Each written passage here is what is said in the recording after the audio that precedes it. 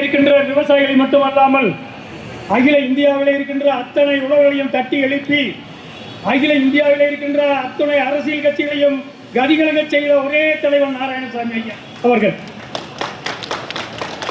ஒப்பற்ற தலைவன், தென்னாட்டு காந்தி, உழவனின் தெய்வம் என்று போற்றப்படக்கூடிய அந்த நாராயணசாமி ஐயா அவர்கள் உழவர்களை ஒன்று திரட்டி போராடி அந்த போராட்ட காலங்களிலே 63 உயிர்களை பறி கொடுத்ததனால்தான் இன்றைக்கு நாம் இலவச மின்சாரத்தை நாம் அனுபவித்துக் கொண்டிருக்கின்றோம். அவர் போராடாமல் இருந்திருந்தால் நமக்கு கடன் தள்ளுபடியோ இலவச மின்சாரமோ கிடைத்திருக்க வாய்ப்பே கிடையாது.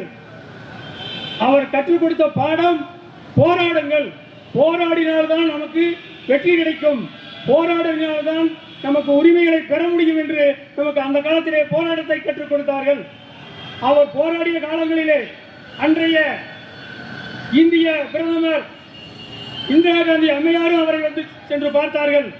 அவருடைய போராட்ட காலங்களிலே 5 முறை துப்பாக்கிச் சூடு நடந்தது. அந்த துப்பாக்கிச் சூட்டிலே கலைஞர் ஆட்சியிலே 3 முறையும் எம்ஜிஆர் ஆட்சியிலே 2 முறையும் துப்பாக்கிச் சூடு நடந்தது.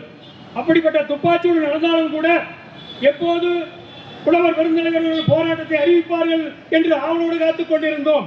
அன்றைய காலகட்டத்திலே நாங்கள் எல்லாம் 27-30 வயசுக்குள்ளே உள்ளவர்கள். போராட்டம் என்றால் எங்களுக்கு ஒரு சர்க்கரை போல, என்றைக்கு போராட்டம் என்று சொன்னாலே அந்த துப்பாக்கிச்சூடு நடக்கும் என்று அர்த்தம். அப்படி துப்பாக்கிச்சூடு நடந்தால் சில உயிர்கள் சேதம் ஆகும் என்று நன்றாக தெரியும். அப்படி இருந்தாலும் கூட உயிரை பணைய வைத்து நமது சலுகை பெற வேண்டும், அரசாங்கத்திலே தட்டி கேட்க வேண்டும் என்ற ஒரு ஆர்வம் மக்களிடத்தில் இருந்தது. அன்றைக்கு உழவர் பெருந்தலைவர் ஒருவர் தான் அகில இந்தியாவில் இருக்கின்ற அத்தனை விவசாயிகளை ஒன்று திரட்டினார். இன்றைக்கும் கூட வடநாட்டில் இருக்கின்ற நாராயணசாமி ஐயா அவருடைய பெயரை சொல்லித்தான் ஒவ்வொரு கூட்டத்தையும் ஆரம்பிக்கின்றார்கள். அவர் இல்லாவிட்டால் இந்த விவசாய சங்கம் இந்தியாவிலேயே கிடையாது என்ற அளவுக்கு அவர் போராட்டத்தை திரட்டினார்கள். ஆகவே அப்படிப்பட்ட போராட்டம் ஒன்று இருந்தால்தான் நாம் சலுகை பெற முடியும். இன்றைக்கு ஒரு பகுதியிலே உபரி நீரை பம்பிங் மூலமாக நூற்றுக்கணக்கான ஏரிகளை நிரப்பியிருக்கின்றார்கள். ஆனால் நமது பகுதியிலே, இந்த பகுதியிலே அந்த திட்டத்தை செய்ய வேண்டும் என்று சொன்னால் நாம் சும்மா இருந்தால் கொடுக்க மாட்டார்கள். அலுவலர்களை தான் பால் குடிக்கும் என்று சொல்லுவார்கள். கேளுங்கள் தரப்படும், தட்டுங்கள் திறப்படும் என்று சொன்னது போல நாம் கேட்க வேண்டும். அது கேட்கின்ற வகையிலே தான் இன்றைக்கு இந்த ஆர்ப்பாட்டத்திற்கு நாம் தயாராக வந்து இருக்கின்றோம். ஆகவே ஒவ்வொரு முறையும் போராட்டத்தை நாம் நடத்த கையில் எடுக்க வேண்டும். அப்போது நாம் சலுகை பெற வேண்டும்.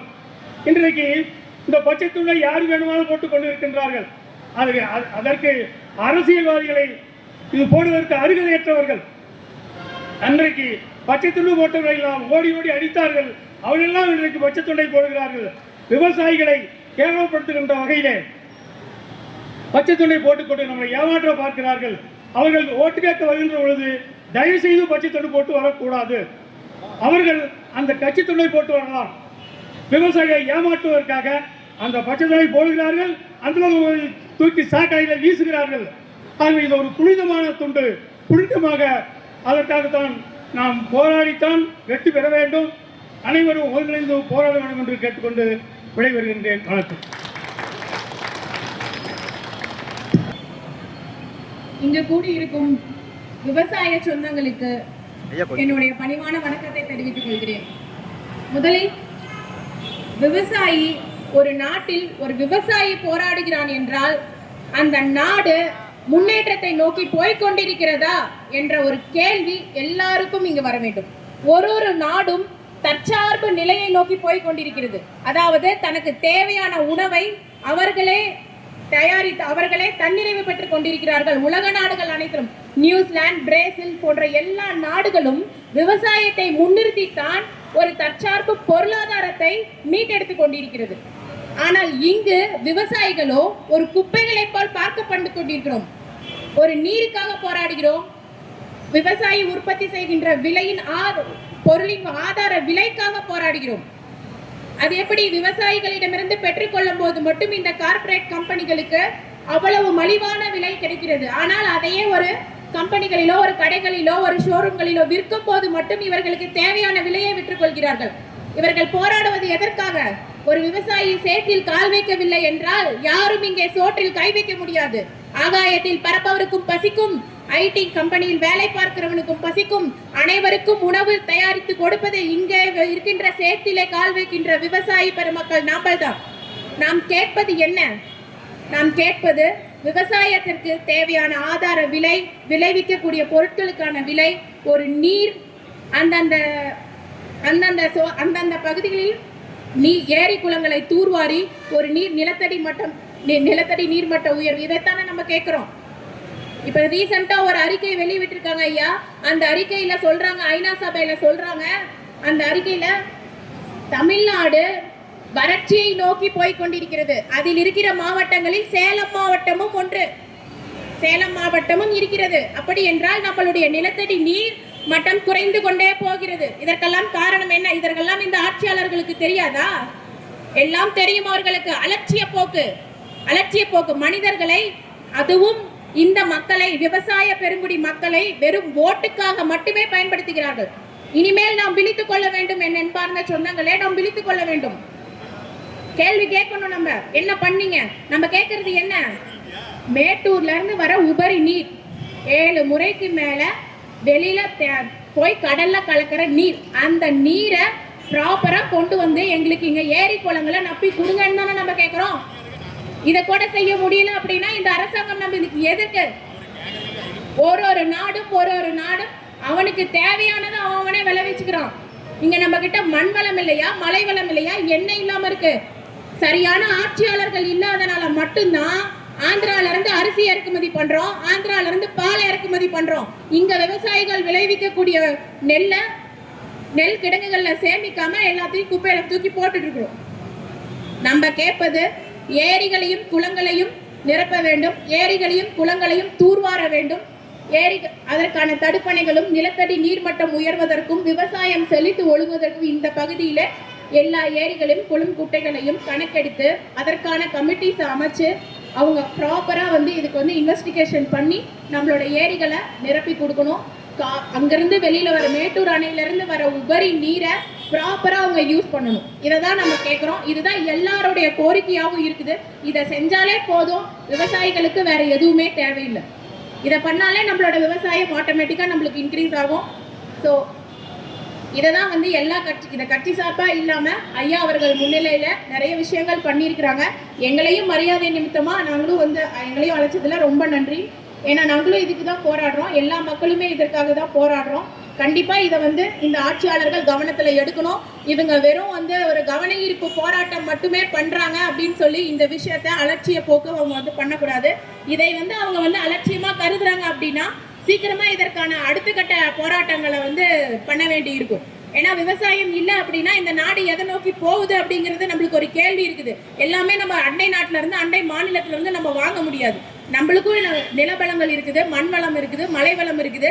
எல்லா விவசாயிகளும் அவங்களுக்கான பொருளை அவங்களே விளைவிக்கிறாங்க. இந்த அரசாங்கத்துக்கு அதை கூட பண்ணி கொடுக்க முடியல அப்படின்னா இந்த அரசாங்கம் நம்மளுக்கு எதுக்கு? நம்ம எதுக்காக அந்த அரசாங்கத்தை தேர்ந்தெடுக்கணும்? அந்த ஒரு கேள்வி ஒருத்தரும் நம்ம கேட்கணும். எல்லா நிலைகளையும் எல்லா டைம்லையும் நம்ம போராடுறோம். ஒரு விவசாயி ஒரு தடவையும் போராட்டம் மட்டுமே வாழ்க்கையா இருக்கணுமா? நம்மளுக்கு நம்ம தான் போராடிட்டே இருக்கிறோம். அடுத்த தலைமுறைகளாவது போராடாம அவங்களுக்கு நல்ல ஒரு வாழ்க்கையும் நல்ல ஒரு மண் வளத்தையும் மழை வளத்தையும் நம்ம கொடுத்துட்டு போக வேண்டிய கடமை நம்ம எல்லார்கிட்டையும் இருக்குது. இந்த போராட்டங்கள் நம்மளோட முடியணும். அடுத்த தலைமுறை பிள்ளைகளுக்கு இந்த இயற்கை வளத்தை, இயற்கை அன்னை கொடுத்துட்டு போன இந்த மண் வளத்தை மழை வளத்தை காத்து அவங்களுக்கு கொடுத்துட்டு போகணும். வாய்ப்பளித்தமைக்கு நன்றி. அக்கா அவர்களுக்கு நமது விவசாய சங்கத்தின் சார்பாக நன்றி தெரிவித்துக் கொள்கின்றோம். அடுத்ததாக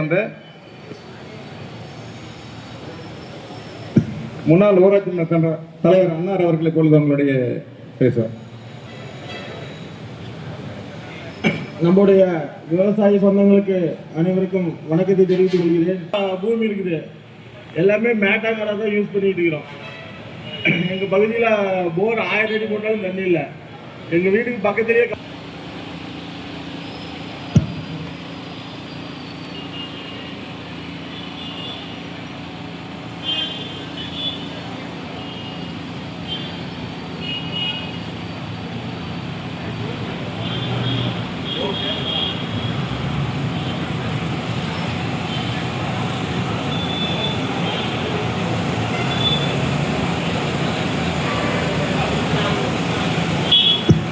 ஆனால் அடுத்ததாக பாருங்க, ஏன் இவ்வளோ இந்த போராட்டம் வந்துச்சுன்னா, இன்னைக்கு உபரி நீருங்கிற ஒரு திட்டத்தை நாங்கள் ஆரம்பிக்கிறதுக்கு நாங்கள் வந்து 98லேருந்து இந்த போராட்டம் நாங்கள் பண்ணிட்டு இருந்தோம். 98லேருந்து பண்ணி 2014 சேலம் மாவட்ட ஆட்சியர் அலுவலகத்தில் 2000 பேர் உண்ணாவிரதம் இருந்தோம். இந்த உபரி நீரை இந்த மாதிரி வீணா கடலுக்கு போகுது, இந்த பகுதியில் இருக்கிற ஏரிகளுக்கெல்லாம் விட்டா அந்த பகுதியில் நிலத்தடி நீர் மட்டம் உயரும், விவசாயம் செழிக்கும்னு சொல்லி 2000 பேர் 2014 உண்ணாவிரதம் இருந்தோம். அப்பதான் அத்திக்கடவு அவனாசிலையும் அதே திட்டத்துக்காக உண்ணாவிரதம் இருக்கிறாங்க. அவங்க சாகும் வரை உண்ணாவிரதம் இருந்தாங்க, நாங்கள் ஒரு நாள் அடையாள உண்ணாவிரதம் இருந்தோம். நீங்கள் கூகுளில் செக் பண்ணினா கூட தெரியும், போட்டு பாருங்க. எங்களுடைய போட்டோவோட இன்னும் அந்த போட்டோ வந்து உண்ணாவிரதம் இருந்த போட்டோ அப்படியே இருக்குதுங்க.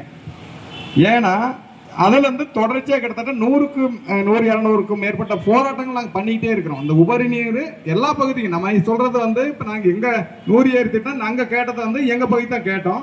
ஆனால் எங்கள் பகுதிக்குங்கிறத விட என்ன சொல்கிறேன்னா, எல்லாம் தமிழ்நாடு முழுக்கும் பண்ணுங்க, ஏன் வீணாக போகணும்?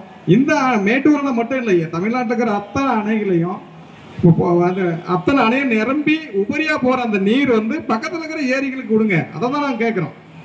அதே மாதிரி ஒரு ஏரி, பெரிய ஏரி மழை காலத்தில் தண்ணி வந்து நிரம்பிடுது. நிரம்பிடுச்சுன்னா அடுத்த ஏரி வந்து அந்த தொடர்ச்சியாக்கிற ஏரி வந்து சொல்ல போனால் சரபங்கா இருக்குதுங்க. போன முறை 3வது வருஷம் சரபங்காவில் வந்து தண்ணி கிட்டத்தட்ட 10 TMC தண்ணி வீணா கடலுக்கு போயிடுச்சு. ஏற்காட்டில் பயங்கர மழை பெய்யுது. ஒரே நாளில் எங்கள் ஏரி 360 ஏக்கரா ஒரே நாள் நிரம்புது, ஒரு நைட்டில் நிரம்புது. அப்படின்னா எவ்வளோ தண்ணி வந்திருக்கும்? அவ்வளவு தண்ணியும் இங்கிருந்து போனதும் எடப்பாடி போனதும் அப்படியே நேராக கடலுக்கு போயிடுச்சு, காவிரியில் கலந்து கடலுக்கு போயிடுச்சு.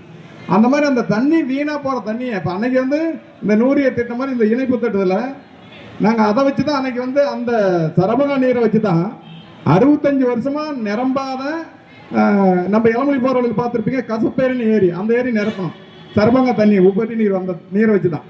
இந்த மாதிரி அந்த பக்கத்தில் இருக்கிற ஒவ்வொரு ஏரிக்கும் அப்படி நிரப்பிக்கிட்டே போகலாம்.